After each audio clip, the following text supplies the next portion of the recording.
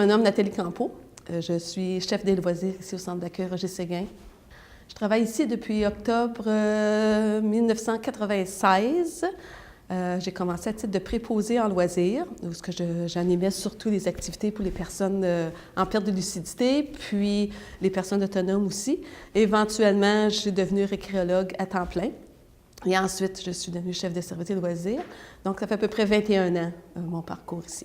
Quelles sont les principales tâches, justement, d'un chef du département des loisirs? Le chef département des loisirs, bien, des tâches de gestion, la gestion du département, du personnel, des bénévoles, de la pastorale, de la coiffure, s'assurer que les résidents ont tous les besoins qu'ils ont, qui ont besoin d'être rencontrés, qui ont tous leurs besoins rencontrés. C'est être à l'écoute des familles, c'est la programmation d'activités, c'est ça, plein de choses comme ça aussi.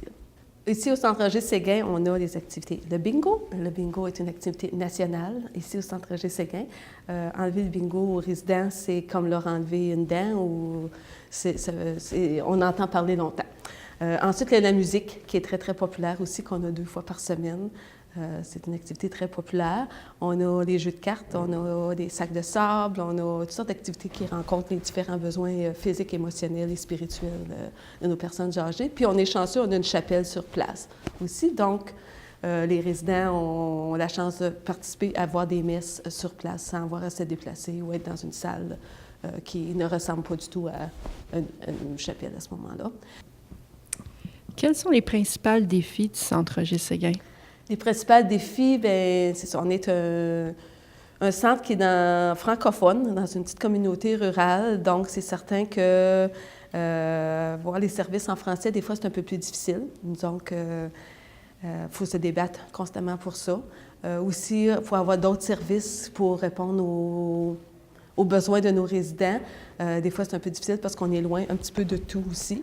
Donc, c'est tout le temps un petit peu un défi aussi. Puis souvent, les familles sont prises à débourser pour déplacer le résident pour se rendre en quelque part pour avoir un service quelconque, soit par un spécialiste ou un psychologue ou n'importe quoi d'autre qu'on peut... On a certains services qui sont offerts ici. On en a un petit peu plus, mais encore, c'est des grands défis aussi. Si j'avais une baguette magique puis je vous disais, je peux vous donner tout ce que vous voulez pour améliorer le centre, qu'est-ce que vous aimeriez améliorer du centre? Pour moi, je ne vois pas grand-chose à améliorer. Par contre, je me dirais, avec la baguette magique, je m'assurerais qu'on aurait notre nouvelle construction tout de suite qui rencontrerait toutes nos normes et nos critères qu'on a de besoin à ce moment-là, qui impliquent des locales plus grands, des locales un peu plus adaptés, des cadres de porte un peu plus grands aussi, certains besoins dans des équipements qui vont venir avec ça, qui vont répondre encore à une meilleure qualité de soins pour nos résidents. Pourquoi reconstruire et non juste rénover? La bâtisse a 40 ans. Donc là, on s'est dit que probablement reconstruire serait un peu plus facile. Peut-être qu'on peut rencontrer des problèmes majeurs qui nous coûteraient un petit peu plus cher à ce moment-là dans la bâtisse. Elle est bien entretenue, mais elle a quand même 40 ans. Puis c'est comme défaire. Certains endroits, c'est un peu plus difficile, donc on a choisi de reconstruire à ce moment-là.